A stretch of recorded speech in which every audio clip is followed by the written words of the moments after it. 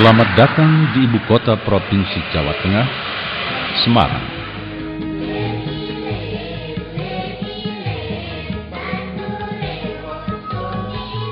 Provinsi Jawa Tengah berpenduduk cukup besar, lebih dari 32 juta orang, dan mayoritas penduduknya adalah Muslim. Oleh karena itu, pembangunan masjid besar atau masjid agung menjadi kebutuhan masyarakat Jawa Tengah sebagai pusat aktivitas syiar dakwah Islam di Provinsi Jawa Tengah. Gagasan awal pembangunan Masjid Agung Jawa Tengah berasal dari Gubernur Jawa Tengah, Haji Mardianto. Ya, memang waktu itu tanah wakaf atau pondok masjid besar Kauman Semarang telah menjadi satu kasus yang rumit. Setelah melalui proses yang panjang, akhirnya tanah itu dapat dikembalikan pada Masjid Besar Kauman Semarang. Kemudian timbul gagasan agar di atas tanah wakaf ini bisa dibangun Masjid Agung Tataran Jawa Tengah sebagai tetenger atau pengingat atas peristiwa yang membahagiakan umat Islam di Jawa Tengah pada umumnya. Begitu gagasan dilontarkan, maka disambutlah dengan hangat gagasan itu dan lalu dikembangkan oleh Bapak Gubernur Jawa Tengah, didukung oleh seluruh fraksi yang ada di DPR, dan jadilah Masjid Agung yang representatif. Spontan saya memberikan tanggapan positif dan sangat setuju dan mendukung sekali. Hendaknya masjid itu representasi Jawa Tengah dan tidak hanya sebagai tempat ibadah, tetapi juga mengembangkan berbagai macam aspek. Gagasan itu telah menjadi kenyataan.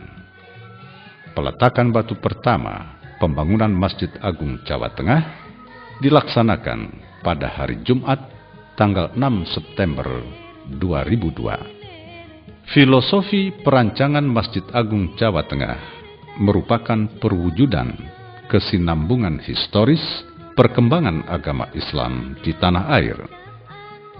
Filosofi ini diterjemahkan dalam Condro Sengkolo yang dirangkai dalam kalimat Suci Ning Guno Gapura Ning Gusti. Tahun 2001 adalah tahun dimulainya realisasi dari gagasan pembangunan Masjid Agung Jawa Tengah.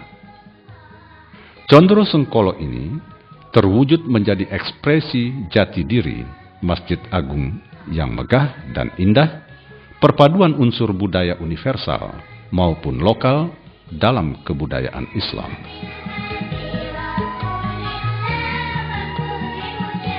Memasuki gerbang utama Masjid Agung Jawa Tengah, kita akan disambut kolam air mancur yang memiliki 9 titik pancuran air, melambangkan 9 wali, memiliki arti bahwa Wali Songo mengantar masyarakat Jawa memeluk agama Islam. Berikutnya kita memasuki Plaza Masjid. Pada plaza ini terdapat banner yang dinamakan Gerbang Al-Qonatir, yang artinya megah dan bernilai. Tiang pada Gerbang Al-Qonatir ini berjumlah 25 buah, merupakan simbolisasi dari 25 Rasul Allah sebagai pembimbing umat. Plaza Masjid seluas 7.500 meter persegi ini merupakan perluasan ruang sholat yang dapat menampung kurang lebih 10.000 jamaah, dilengkapi dengan 6 payung raksasa yang bisa membuka dan menutup secara otomatis seperti apa yang ada di Masjid Nabawi, Madinah.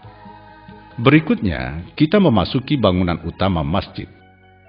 Bangunan utama masjid dibagi menjadi 2 bagian, yaitu lantai dasar dan lantai 1. Lantai dasar masjid dimanfaatkan untuk hall, ruang tamu VIP, ruang informasi, dan ruang pengelola masjid, serta berbagai fasilitas pendukung lainnya, termasuk tempat wudhu.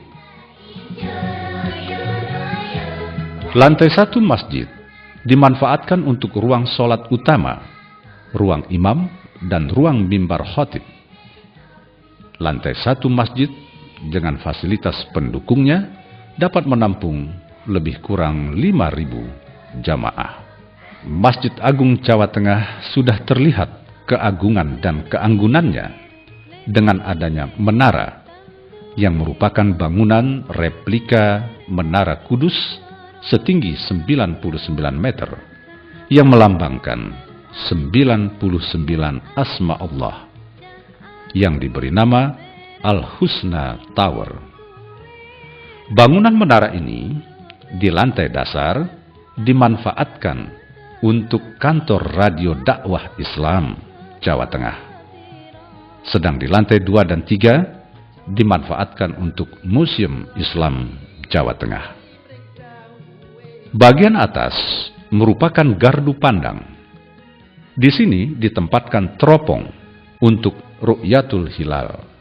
Di tempat ini pula terdapat kafe putar. Dari ruang ini kita dapat menikmati indahnya kota Semarang, Laut Jawa, dan Gunung Ungaran. Masjid Agung Jawa Tengah sebagai alternatif wisata religi yang memberikan kesegaran spiritual sebagai oase di tengah kehidupan urban yang semakin berat. Berada di lingkungan Masjid Agung Jawa Tengah, kita berada di tengah pertamanan yang indah, nyaman, dan asri. Masjid Agung Jawa Tengah juga berfungsi sebagai tempat menuntut ilmu. Tersedia gedung perpustakaan 2 lantai yang lengkap, sejuk, dan nyaman. Aset masjid bisa dikembangkan sebagai unit usaha untuk kemakmuran masjid. Di antaranya adalah fasilitas convention hall atau bangunan serbaguna dengan kapasitas 1.000 orang. Dalam kompleks Masjid Agung Jawa Tengah, tersedia ruang-ruang kantor untuk disewakan, juga menyediakan persewaan kios atau disebut souvenir shop. Bagi Anda yang membutuhkan penginapan di Semarang, Masjid Agung Jawa Tengah menyediakan Geraha Agung sebagai guest house. Sebagai lembaga yang mendapat amanat mengelola masjid yang menjadi kebanggaan masyarakat Jawa Tengah, Badan Pengelola Masjid Agung Jawa Tengah memiliki 2 bagian utama. Yang pertama adalah bidang ketakmiran, yaitu bagian yang melaksanakan pelayanan kegiatan ibadah dan keumatan di Masjid Agung, termasuk menyelenggarakan peringatan Hari Besar Islam. Sedang bagian kedua adalah lembaga pengembangan usaha yang disebut LPU. Bagian ini bertugas mengelola aset usaha Masjid Agung Jawa Tengah secara syariah. Allahu Akbar, Allahu Akbar. Yang cukup istimewa di Masjid Agung di bulan Ramadan adalah diadakannya sholat tarawih dengan pembacaan ayat suci Al-Quran 1 juz setiap malam dengan lagu sama persis di Masjidil Haram, Mekah.